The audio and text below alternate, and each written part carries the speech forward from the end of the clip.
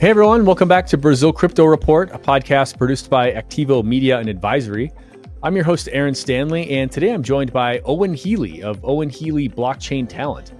Owen's a recruiter and a headhunter in the industry. He's been doing this for about 5 years, and he's had quite a bit of success actually matching Brazilian talent with global companies. So we're going to be talking about talent markets and exploring these topics today. So before we discuss that, I do want to give a quick shout out to our show sponsors, Figment, which provides institutional staking services to more than 1,000 financial institutions globally.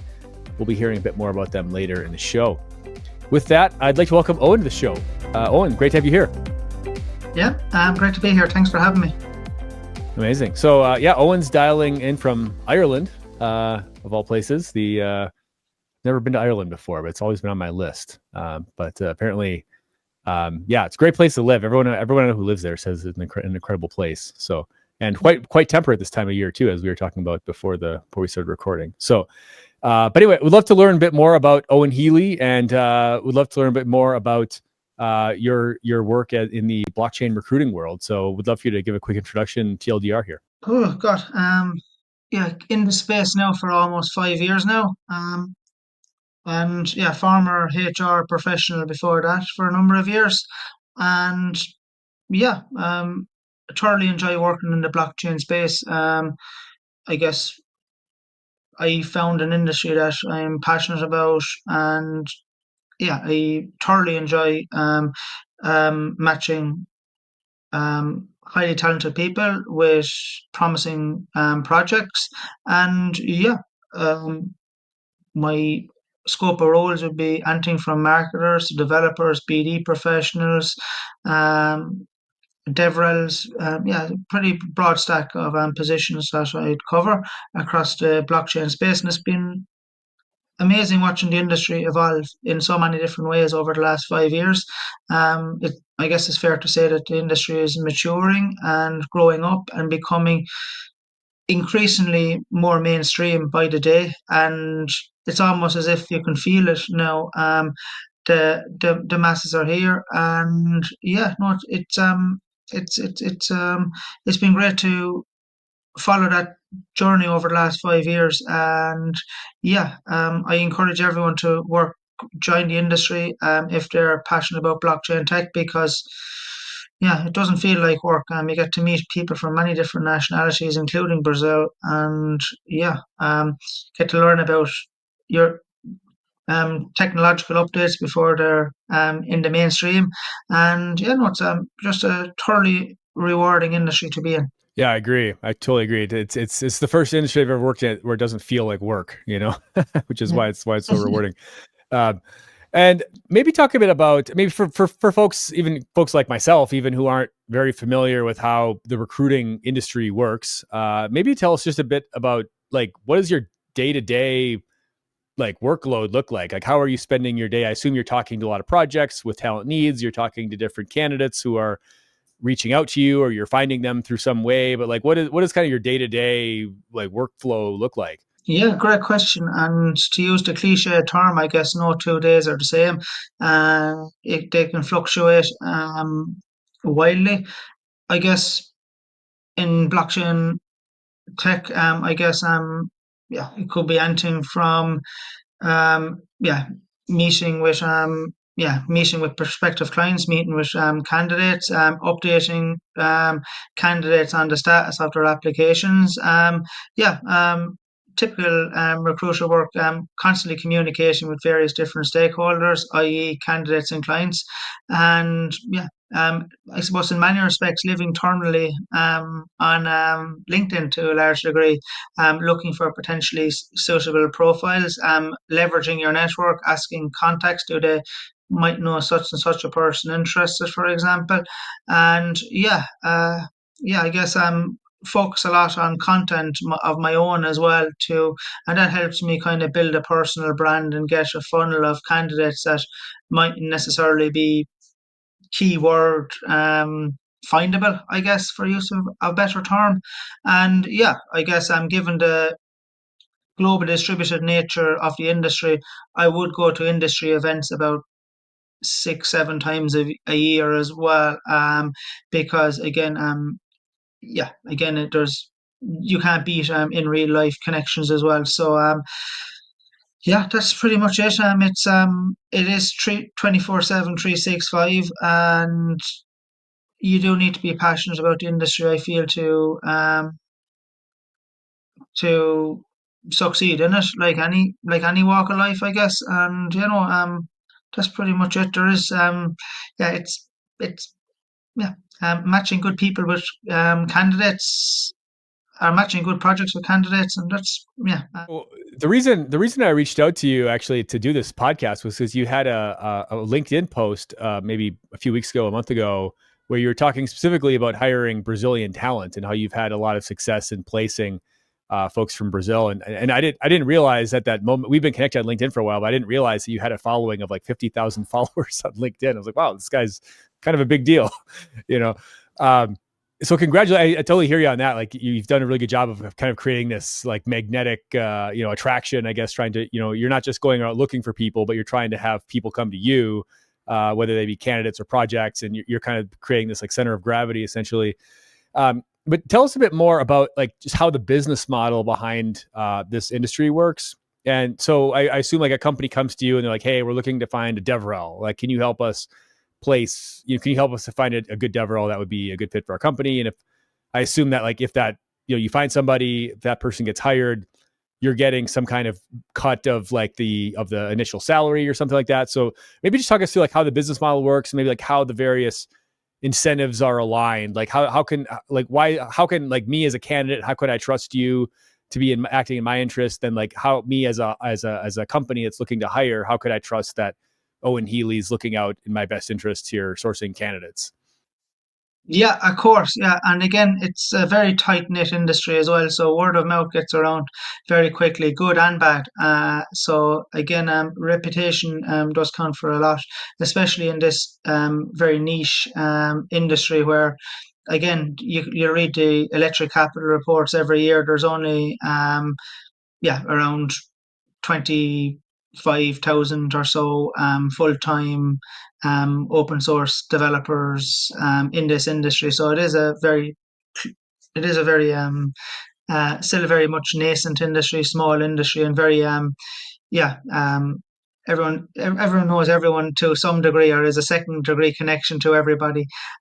So I guess to go back to your question on the terms and structure, yeah. So for example, a company comes to me and say, "Owen, we're looking for a DevRel," and I will ultimately jump on a call with them and do my research on the company website, maybe look at a YouTube video before taking the call, get to know a bit more about the project, and then on the call itself, we'll speak about the role. So the first thing I'm looking for, really two things to understand about that role. Really, when I jump on the call, I want to understand what's the roadmap for the person that they have in mind. So what is your plan for the person in the first 30, 60, 90 days, even 180 days? I want to kind of get to understand kind of what that experience will be like for the candidate, and have they a proper, do they actually know what they want themselves? And if not, that's completely fine. I can help them, guide them through that process. And as well as that, I guess I'm trying to determine for the non-negotiables as well with that as well. So you're, in many respects, with a lot of the startup companies, you're working with them to explore kind of what their non-negotiables are to some degree. And I guess when yeah, then if I find them a successful candidate, for example, and they pass a certain period of time, I'll then get rewarded. I will get a bounty for finding them a good person, and it's a percentage of their annual base salary, and that's pretty much how it works.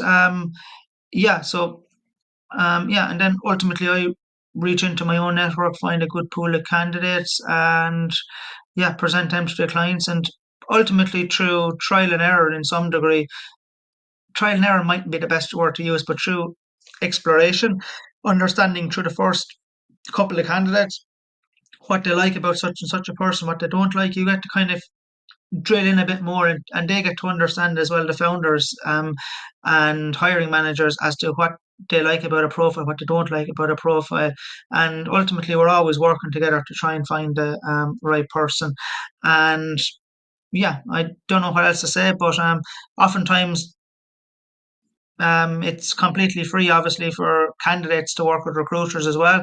Sometimes, yeah, sometimes, occasionally, and to my surprise, candidates will often say, "How much is it to work with a recruiter?" And it's completely free. Um, so in Ireland, for example, it's highly illegal to pay or to charge a candidate for recruitment services, and it is in the vast majority of jurisdictions as well. So that's something else to bear in mind. Yeah. Oh, I didn't realize that. Okay, so it's only the company that is hiring the Correct. role Yeah. that they are responsible for paying your fee, essentially, not the recruiter, or not the candidate, not the candidate. So the candidate does there's no so really to the candidate there's not really any downside at all for working with a recruiter, or at least sending your resume in or whatever. Well, Yeah. at least not Have you financially, seen the right? amount of Like fake recruiters on LinkedIn these days? yeah, this is true. Yeah, this is true. Yeah. So this is true. I mean, this is a whole other subject we could go into. Is like these kind of Yeah. fake job scams and things that are popping up. I mean, I've had a few of these people reach out to me and myself, and that like I had somebody who's offering me that it's like, oh, like this exorbitant pay package and this fancy title, and I look at the guy, I'm like, we have no connections in common on LinkedIn, so this is not really sure this is legitimate here. So, but anyway, that's a whole nother conversation. But um, so I mean, one of the reasons back when I was doing more like proper journalism, I guess I don't really consider what I do now to be journalism anymore. I'm just podcasting. But back when I was doing more proper journalism, I always enjoyed talking to recruiters and staffing agencies because like you guys always seem to be kind of 6 months ahead of the curve on like whatever the latest trends are in hiring and staffing, right? So uh because obviously before a company's got to launch a product, they've got to like hire people to like build the product, right? Or so they're like you're kind of like 6 months ahead of what the news cycle would be telling you. um in that context, I'd like to ask you maybe what are the main areas right now where you're seeing maybe the most demand for talent, both in terms of like specific types of roles, whether they be like technical or non-technical, and maybe also verticals within the industry. And are there any areas where you're seeing that there's maybe an uptick in demand that maybe would be like non-obvious to outsiders that aren't kind of in your position, right? That maybe aren't don't have like this purview. Yeah. So that's a great question. And as I alluded to earlier, the industry is growing up, it's maturing, and with that, I guess it's becoming more inviting to Web 2 professionals, and also people from multiple different backgrounds as well, in term professional backgrounds, that is. So when I first joined the industry in 2021, yes, there was jobs available across all disciplines, but they were predominantly developer roles, marketing roles, and BD roles. And beyond that, it was, to a large degree, it was pretty slim pickings beyond those three disciplines, if I'm being honest. Now the space is maturing, and Web 2 skills are becoming more appreciated. I guess we're moving as an industry outside of the echo chamber, which is great. And things like, I guess, revenue is important now, and actual users is important. So I think a lot of these blockchain projects out there, they're learning, the VC gravy train has stalled, and they're finding themselves having to um, move beyond experimentation phase and into more operational phases. And yeah, with that then becomes more demand for other professionals beyond the BD, the marketing, and the developer skill set. So product professionals are becoming more appreciated, I would say. Legal professionals are becoming a lot more appreciated as well. And yeah, different types of profiles are becoming a lot more appreciated as well. And as the industry is evolving as well, we're seeing different types of shifts as well in terms of like as we're moving beyond the echo chamber, um, the role of maybe the BD that was in demand maybe 3 4 years ago is completely different to the BD that is in demand today. So the BD that is in demand today is one that has a good understanding maybe of corporate banking, capital markets, where the previous BD that was in high demand a few years ago was one that had good relationships with VCs, with various different protocols, and had a Rolodex of Telegram contacts that could help make connections. So again, we're evolving, the space is maturing, and yeah, it's a net benefit for everyone. And for people that have been in the industry for a few years, I guess there's a element of having to adapt as well to this new reality as well. Yeah, that makes a lot of sense, right? Especially as I feel like we're seeing a lot more integrations with kind of the the TradFi world, right? Whether it be on the stablecoin front or on the payments front, it feels like even just seeing just in like job descriptions and things of or roles and categories, lot more people looking for these types of BD roles, where it's like, okay, you have a Rolodex of people on Wall Street or on Faria Lima in the case of Brazil, right? Having some of these and not just knowing people, but having an understanding of how these ecosystems work, and how a protocol like Avalanche or something could like plug into those worlds, right? Like that's like they're looking for people that can kind of be the connective tissue, not just somebody who's got like a bunch of random contacts on Telegram, I guess. But so so yeah, so that's super interesting, and I appreciate the color there, because it's interesting seeing like just the level of talent that's evolved. Maybe one, I didn't have this in my script, but like one, I feel like you had the first kind of wave of maybe like institutional people coming into crypto maybe around 2021, maybe when you first started. I think back during the boom year, right, when everything was going to the moon. And you had a lot of folks coming in from like Wall Street, at least kind of people with like fancy Wall Street jobs, quitting and coming to work at crypto companies. And then that seemed to die out pretty quickly in 22 and 23. And I mean, so the question would be, did a lot of those people end up like staying around the industry, or did a lot of those people end up just going back? Did they kind of quietly be like, all right, maybe we shouldn't have done this, and we're gonna go back to our old job? Yeah.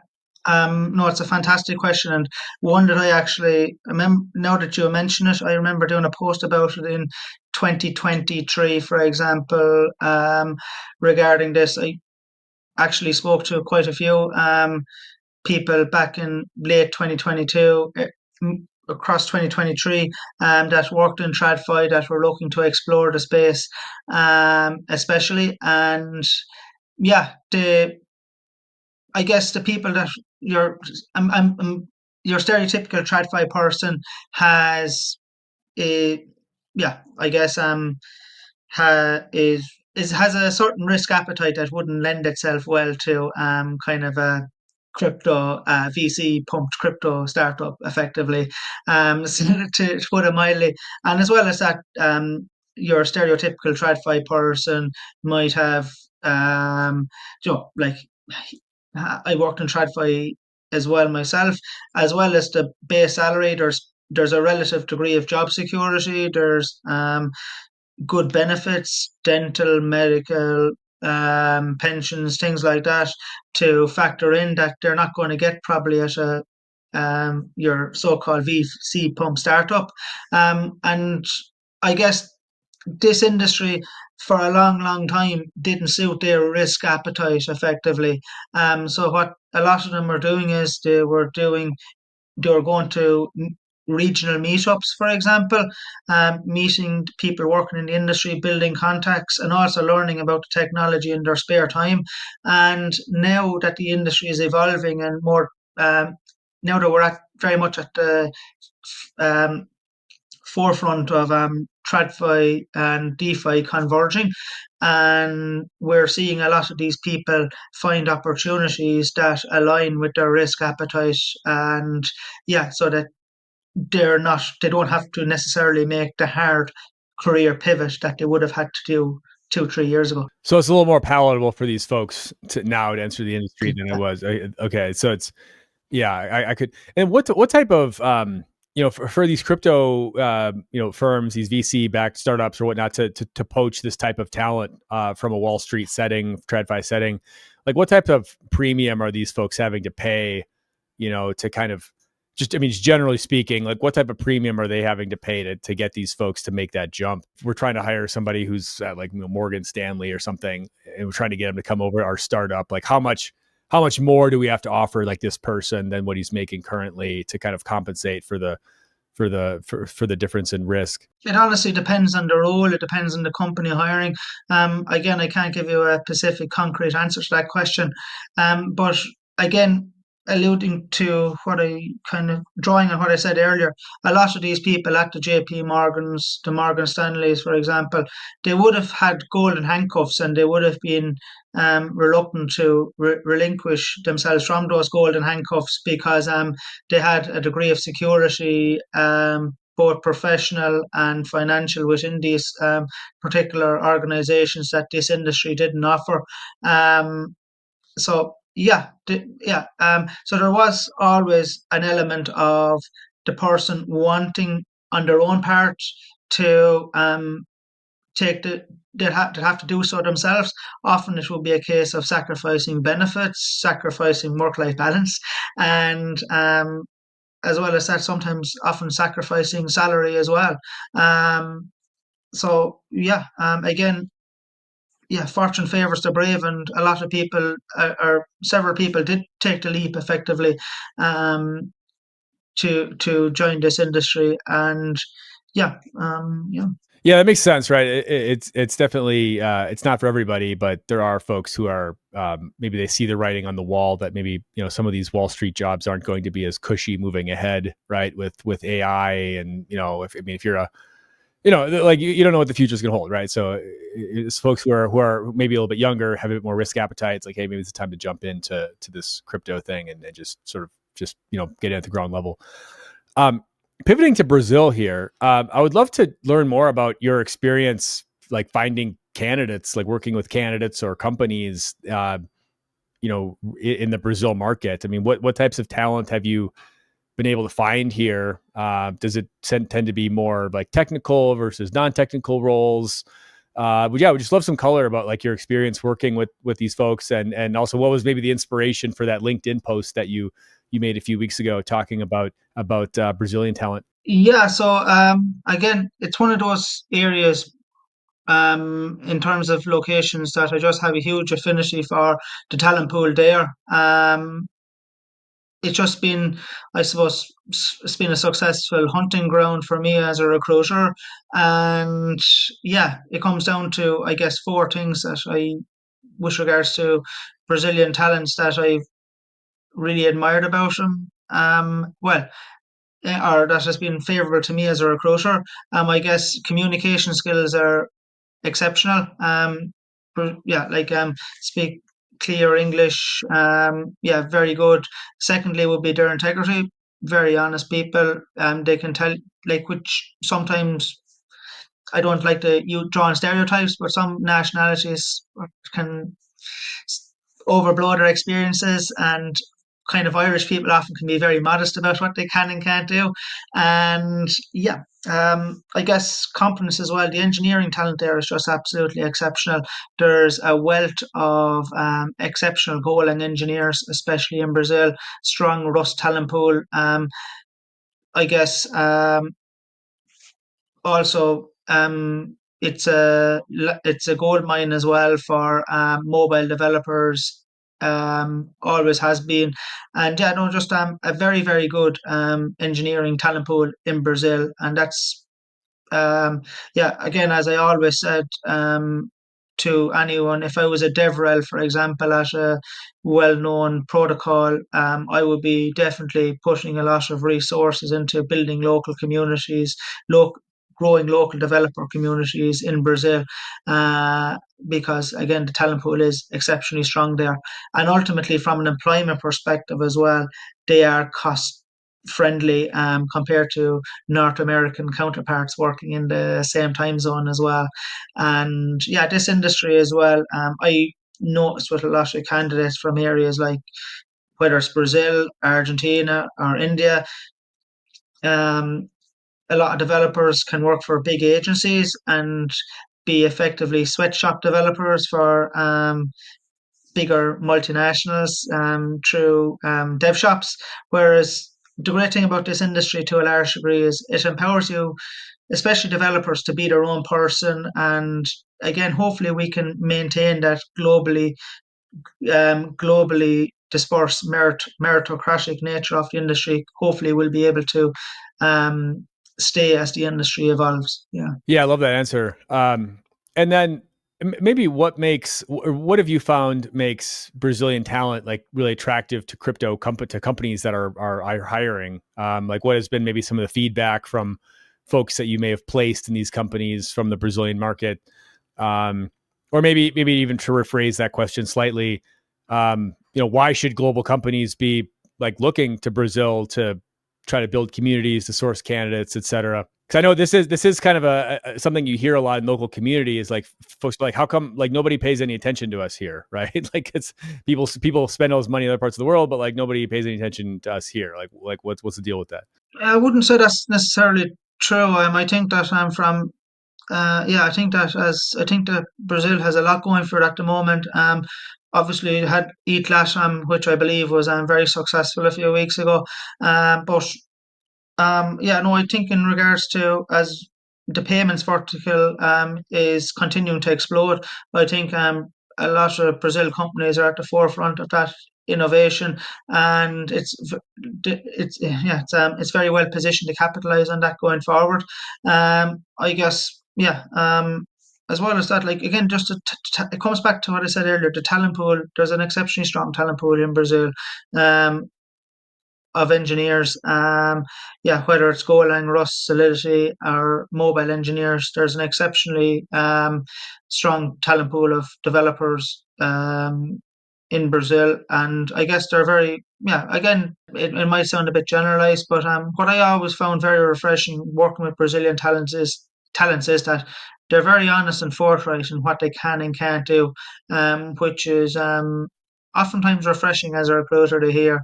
Um, in in terms of that, yeah, they don't overblow their experiences. That's got to be one of the more difficult things of your job is you have for every candidate that comes your way saying like, hey, I can do this and that. Yeah, You have to try to vet this person, be like, is this guy yeah, like, can this guy actually do that, or is he just making this up, or is he exaggerating his accomplishments, or is he underplaying his accomplishments, right? Like, I mean, I think me as I come from like Scandinavian, Midwestern U.S., where it's like you're not allowed to say anything positive about yourself, right? So it's like this chronically like underselling myself in every situation, right? Uh, and but like so for touching on that, like how can Brazilian candidates who maybe want to make themselves maybe more just sort of visible or on the market globally to some of these global firms, like what can they do to make themselves perhaps like more competitive or more attractive to folks? Let's assume that it's somebody with like competent skills and whatnot, but like how can they maybe make themselves a bit more attractive or visible to folks that are looking to hire for these positions? yeah. It just comes down to building skills and building connections, and it's a very simple answer. Yeah, yeah. So I guess with regards to yeah, yeah. I guess in my own personal story is LinkedIn. How I got involved in the industry is I started making connections on LinkedIn, getting on virtual coffees, getting to know people, and ultimately it kind of rose from there. And ultimately, that's what I'd encourage everybody to do. Um, understand maybe understand yourself and understand what interests you and motivates you as a person, and yeah, then network, get the connections that can help you get to the next level of your own career, and yeah, showcase your skills. And whether it's personal branding efforts, whether it's participating in online hackathons or local meetups, for example, there's a whole range of ways and means of getting yourself out there, and showcasing your value. And yeah, participating in various different ecosystems as well, whether it's Solana, ICP, Algorand, whatever it may be. A lot of projects like to hire people that have shown an active interest in the ecosystem they align with already. So I would say that Solana is doing a great job of building community and kind of helping nurture talent within its community, especially. Other ecosystems like ICP and Base seem to be doing a good job as well in that regard. So again, yeah, it comes back to what I said just a second ago: build connections and build skills, and yeah, couldn't be more straightforward than that. And there's no, yeah, it just requires a bit of work and time. Yeah. Definitely got to put in the legwork, right? The so for most of the candidates that you've successfully placed from Brazil, have these tend to be more on the technical side, or have you also had success with like non-technical people as well? No, they've all been developers, as it so Involvement happens. Yeah. developers. Okay. Yeah. Okay. And then I guess the other question would be, as it does feel like we're entering into this point in the world where things are kind of trying to like onshore. I guess this is, we've kind of reversed globalization to some degree, right? Where there's a lot more emphasis on, especially coming out of the US, it's like, okay, let's, kind of create jobs here and let's hire people here. And, maybe just, I don't know if this necessarily applies to crypto, because crypto is just kind of by nature a global industry in so many ways. And there are a lot of just like remote first companies that have, like, Coinbase, for example, that have just said like, hey, like wherever you are, like we want you to work for us. Doesn't matter. Right. But I mean, how sustainable is it? Is this maybe this kind of arbitrage play that, okay, if you're a Brazilian engineer, you can kind of double, triple your salary almost overnight by working for like an overseas crypto project. I mean, do you see this as kind of a sustainable trend, or is this maybe more of like, hey, like, if you want to do this, you kind of get in on the game right now?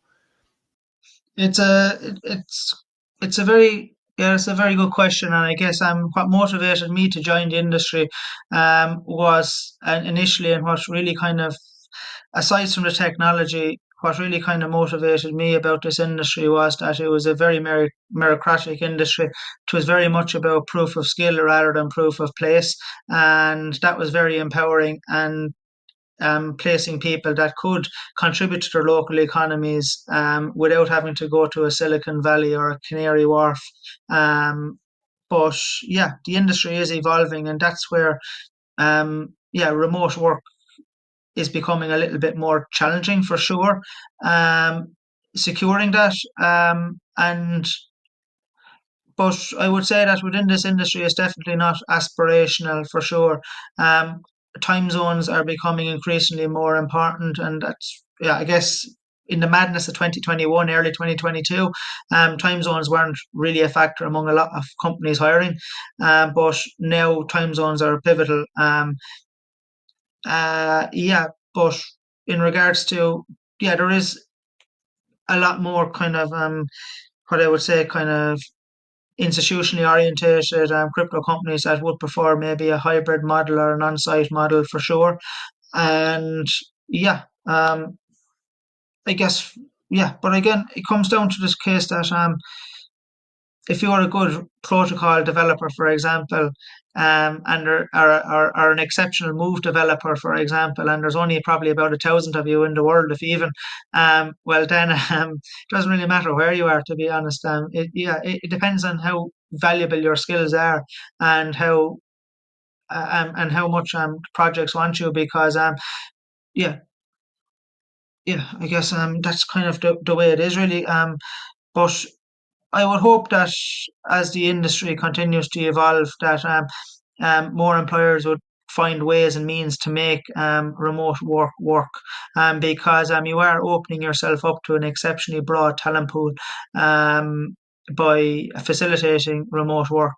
And there's some great companies that I work with as well that have offsites where team members can get to know each other once or twice a year to facilitate that void, maybe in working on site or working on hybrid models. And yeah, it's kind of a story that's currently been written, I guess, but Well, it's kind of a pendulum, right? It's like the pendulum's kind of been swinging back and forth for a while on the remote work trend, right? I think during COVID, everyone's like, "Oh, we're just gonna be remote work forever," and then now it's starting to swing back the other way, and maybe it starts swinging back the other way again. Who knows? But yeah, I think I think you're the point you're trying to make is like, look, if you as a candidate, if you can make sure that your skill stack is like so valuable that like people are going to hire you irrespective of where you are. Like you could be living in Antarctica or something, and if you're good, like people are going to hire you, right? So I think that's maybe the key. I mean, that's even something I tell a lot to like folks in Brazil as well. Is like, look, like having this skill stack that just makes you valuable is much more important than having like a career, right, at this stage in the game, right? Because the career is just it's not really something that even exists anymore. And you could argue it's really more of like your next job is going to be like a function of the skill stack that you have today. And like your job is to keep building out, like obviously you have to perform your job, but you also want to keep building out your skill stack to make you more attractive as a potential, candidate for whatever the next thing might be. Right. and also for companies that are looking at options, like again, you do have to pay a premium for on-site work, and that's still the case very much so.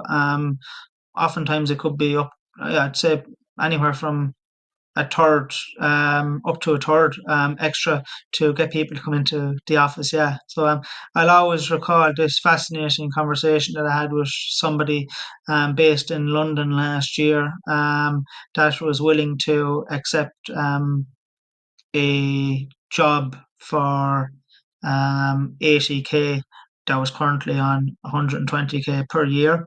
And yeah, effectively that person, rather than spend 12 hours in a tube every week, would rather prioritize some time in the evening with her family and then do some work when the children went to bed, for example.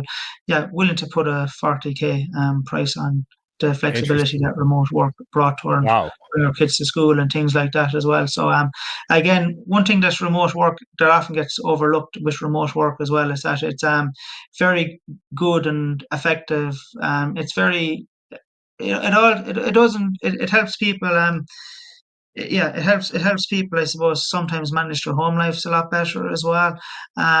Yes, it can be sometimes isolating, but it helps people sometimes have manage their home lives a lot better. And also, it's very great for people with disabilities as well that sometimes just can't, unfortunately, come to an office. Yeah. I've been seeing actually a lot of people complaining lately with like how like the complaint used to be that applying for jobs was like really difficult, right? Like you send in a cover letter and you send in by email and nobody ever responds to you. And that was like 20 years ago, probably when I was first coming out of college. And then nowadays it's almost become so easy to apply. Like you can just do like these easy like LinkedIn one click applies and everything. And so you hear stories of people that are like, yeah, I've applied for like thousands of jobs and like I've never gotten a single person responding to me. Um, I mean, any just advice in general that you would have for folks who are seeking work? I mean, is it maybe better to go through a recruiter like yourself, just as a way of like you're not necessarily like you have somebody advocating for you, and you're not just one LinkedIn profile among 10,000 that have one click applied for this single job. Like how should folks maybe be processing this, or is there an easy answer here? I'm assuming no, but like what would your answer to this? Yeah, no, it's a fantastic question. And I would often say that the best way to approach that is kind of go multi-chain, I guess, in terms of your approach. And yeah, like job boards, I would say relying on job boards alone, unless you're a strikingly obvious match, they're a waste of time. Because yeah, job boards are a bit more busier now than ever, and there's a lot of what you call AI applicants as well and fake applicants. So yeah, and I guess a good under referral in this industry cannot be over. It cannot be underestimated. Really, it is still a very much everyone is if not a first degree connection of someone, is a second degree connection. So everyone kind of knows everyone to some degree in this industry. So having a good referral cannot be understated. And get somebody, and if you can ultimately get somebody internally within a project to vouch for you and as to your ability and competence and motivation, well then that's amazing. But yeah, what I mean by the multi-chain approach is apply for the job maybe directly on the job board, by all means do it, but also try and leverage your network as well. Ask, who do I know that might be working for that project already that can help me get a leg up? Who do I Can I reach out to somebody already working at the project? Jump in a virtual coffee. Just get to know him or her as an individual and understand kind of the non-negotiables of the role, what the culture is like, even the dynamic of the vertical that they're working in. How do they see maybe the payment space evolving over the next 6 to 12 months, for example? And yeah, just try and get in virtual coffees with people. Whether it's the hiring manager or somebody working there, get somebody internally to try and advocate for you as well, and then come to the call prepared effectively as well. So yeah, so see what competitors are doing, and yeah, offer feedback and advice accordingly. So again, funnily enough, this era of AI is kind of making the human touch a lot more. Yeah, making the human touch, I say, a lot more valuable, I would say. So yeah, but you know, again, I would say that if you're relying on job boards and you're not a strikingly obvious fit for a role, and you haven't the logos and the relevant experiences, or you're lacking, if you're not hitting kind of every non-negotiable, it's probably a waste of time on a job board. Yeah. Yeah, that makes a lot of sense. Makes a lot of sense. Um, yeah. Owen, like really appreciate your time today. Last question would just be, how can folks maybe like use you as a resource? I mean, can anybody just ping you and be like, hey, I'm looking for a job, or what's the protocol for interacting with you if folks are either looking to source talent or looking for a job? Yeah. No, I'm very active on LinkedIn. Have a small X account as well, and yeah, yeah. Just I'm there. If anyone wants me, yeah.